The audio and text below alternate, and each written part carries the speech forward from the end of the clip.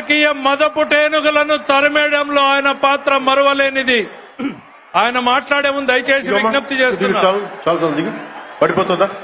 చాలు మీరందరూ బాగుండాలి కదా, మీరందరూ బాగుండాలి కదా. దింపమ్మా ప్లీజ్, జాగ్రత్తగా దిగే, నువ్వు జాగ్రత్త దిగి, నా మాట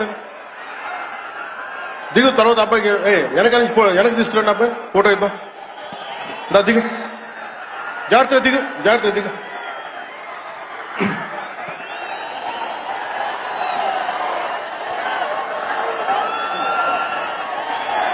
పుట్టపర్తి నారాయణాచార్యులు గారు రచించిన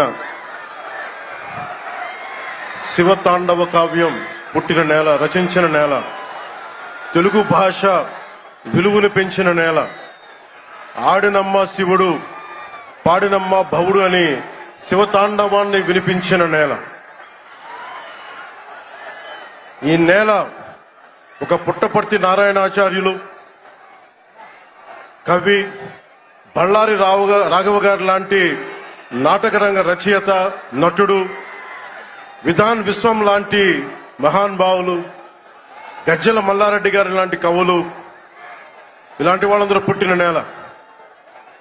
ప్రతి రాయలసీమ కవులు కళాకారులు అనేది ఋతువులు ఎన్నైనా మా రాళ్లసీమకి ఒకటే ఋతువు, కరువు ఋతువు. కాలాలు ఎన్నైనా మా రాయలసీమకి ఒకటే కాలం, ఎండాకాలం. దాన్ని మనం రూపుమాపే ప్రయత్నం చిత్తశుద్ధితో చేస్తోంది. పరిశ్రమలు, ఉద్యాన పంటలు, సాగునీటి ప్రాజెక్టులు మొదలైనవి చేపట్టి రాయలసీమని రతనాల సీమగా మార్చే దిశలోనే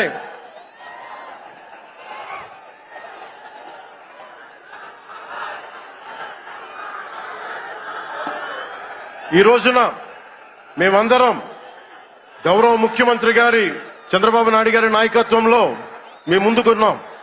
ఈ సూపర్ 6 కార్యక్రమం ఇన్ని వేల కోట్లు ఆర్థిక ఇబ్బందుల నుండి వీటన్నిటినీ ముందుకు తీసుకురాగలుగుతున్నామంటే మీ భవిష్యత్తు కోసం, యువత భవిష్యత్తు కోసం, మహిళల భవిష్యత్తు కోసం,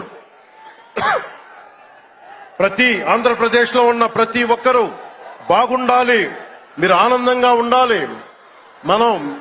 మీరే అన్నారు, ఆ రోజు మేము అడిగాం, రాష్ట్రం బాగుండాలి, యద్భావం తద్భవతి. మీరు ఎలా ఆలోచించారో మేమందరం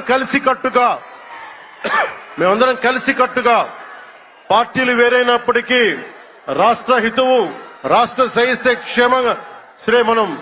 శ్రేయస్సును దృష్టిలో పెట్టుకొని ఈ రోజున మీ ముందుకొచ్చి ఇంత ఘన విజయంగా, ఇంత దిగ్విజయంతో ఈ సూపర్ 6 కార్యక్రమాన్ని మీ ముందుకు తీసుకొచ్చాం.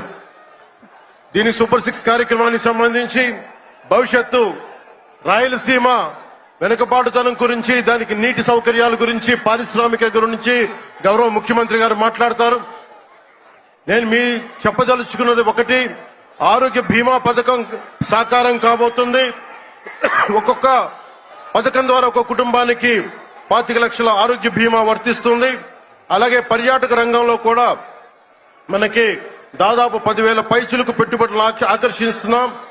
అలాగే పంచాయతీ రాజ్ శాఖలో కూడా పల్లె పండుగ ద్వారా 13,300 గ్రామ పంచాయతీలని గ్రామ సభలు నిర్వహించి రికార్డు చేసి 2,007 కిలోమీటర్ల బీటీ రోడ్లు, 4,000 కిలోమీటర్ల సిసి రోడ్లు చేయగలిగాం. 1,55,000 నీటి కుంటలు నిర్మించి 1 టీఎంసీ నీటిని వర్షాకాలం నిల్వ చేయగలిగాం. అలాగే మూగజీవాల దాహార్తి తీర్చేందుకు 15,000కి పైగా నీటి తొట్లు నిర్మించాం. 22,518 మినీ గోకులాలు చేశాం. అడవి తల్లి బాట కార్యక్రమం గౌరవ ప్రధానమంత్రి శ్రీ నరేంద్ర మోదీ గారి సహకారంతో, ముఖ్యమంత్రి శ్రీ నారా చంద్రబాబు నాయుడు గారి నాయకత్వంలో కూటమి ప్రభుత్వం 1,005 కోట్లతో ప్రధానమంత్రి పిఎం జన్మన్ పథకం, మహాత్మా గాంధీ జాతీయ ఉపాధి హామీ పథకం ద్వారా రాష్ట్ర ఉపాధి హామీ పథకం 625 గిరిజన గ్రామాలని అనుసంధానిస్తూ 1,069 కిలోమీటర్ల రోడ్ల నిర్మాణం జరుగుతోంది. గర్భిణీ స్త్రీలకి డోలీ మోతల నుంచి విముక్తి కలిగించాల లక్ష్యంతో ముందుకెళ్తున్నాం. 7,910 కోట్లతోటి జల్ జీవన్ మిషన్ కి ప్రాజెక్టులు చేపట్టాం. అటవీ విస్తారాన్ని పెంచే లక్ష్యంలో 1 కోటి మొక్కల నాటే కార్యక్రమానికి శ్రీకారం చుట్టాం. కర్ణాటక ప్రభుత్వానికి నుంచి సహకారంతో 4 కుంకి ఏనుగులను తీసుకొచ్చాం. అలాగే శాంతి భద్రతల పరిరక్షణ వ్యవహారంలో భేదాలు చూడకుండా ముందుకు వెళ్తామని శాసనసభ సాక్షిగా గౌరవ ముఖ్యమంత్రి శ్రీ నారా చంద్రబాబు నాయుడు గారు స్పష్టం చేశాం. నేను అదే మాట చెప్పాను. ఆ మాట కట్టుబడే ముందుకు వెళ్తున్నాం. శాంతి భద్రతలు ఎలాంటి ఆటంకం కలగకుండా ఉన్నప్పుడే రాష్ట్రంలో పెట్టుబడులు పరిశ్రమలు వచ్చి యువతకి ఉపాధి ఉద్యోగ అవకాశాలు లభిస్తాయి. ముఖ్యంగా మన రాయలసీమ యువతకి మీరు ఉపాధి అవకాశాలకు వేరే రాష్ట్రాలకు వెళ్లకుండా మన అనంతపురంలో, మన కర్నూలు, మన కడప, మన చిత్తూరు జిల్లాల్లో మొత్తం ఉపాధి అవకాశం పక్క రాష్ట్రాల నుంచి మనకు వచ్చేలాగా పారిశ్రామికరణ జరగాల దిశగా గౌరవ ముఖ్యమంత్రి నారా చంద్రబాబు నాయుడు గారు ఆధ్వర్యంలో ఆయన నాయకత్వంలో ముందుకు తీసుకెళ్తున్నాం. కూటమి ప్రభుత్వం ప్రతి అడుగులోని త్రికరణ శుద్ధితో పనిచేస్తుంది. గౌరవ ప్రధానమంత్రి శ్రీ నరేంద్ర మోదీ గారి వికసిత్ భారత్ విజన్ దిశగా గౌరవ ముఖ్యమంత్రి శ్రీ నారా చంద్రబాబు నాయుడు గారి నాయకత్వంలోని కూటమి ప్రభుత్వం ముందుకు సాగుతూ 2047 నాటికి ఆంధ్రప్రదేశ్ ని దేశంలో నెంబర్ 1 రాష్ట్రంగా తీర్చిదిద్దుతామని మీ అందరికీ తెలియజేసుకుంటూ జై భారత్, జై హింద్.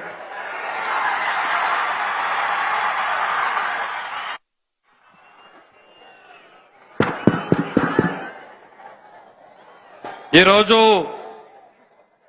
ఈ సభా కార్యక్రమంలో పాల్గొనాల్సినటువంటి 2 వ్యక్తులు రాలేకపోయారు.